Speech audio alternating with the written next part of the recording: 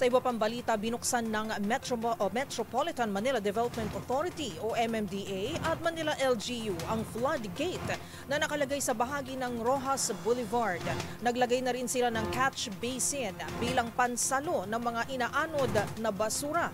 Tinutukan niya sa balita ni Boy Gonzales. Magkasamang binuksan ni Manila Mayor Isko Moreno Dumagoso at MMDA Chairman Attorney Romando Artes ang isang bagong floodgate at truss trap na nakalagay sa bahagi ng Rojas Boulevard malapit sa Manila Yacht Club upang makatulong na makontrol ang pagbaha. Ang nabanggit na floodgate ay kinakailangan pang gamitan ng crane para maiangat kung saan manatili itong bukas hanggang sa panahon ng tag-ulan. Isasara naman kapag panahon ng tag-init upang kahit papaano ay maiwasan ang pagtaas ng coliform level sa Manila Bay. Naglagay naman ng catch basin upang hindi umabot sa Manila Bay ang mga basura at may mga nakatalagang tauhan ng MMDA para linisin at hakutin ng mga basura. Dahil dito inaasahan na mababawasan o kahit papaano hindi na magkakaroon ng baha sa bahagi ng Malate lalo na sa kaban ng Tapa Avenue at Rojas Boulevard.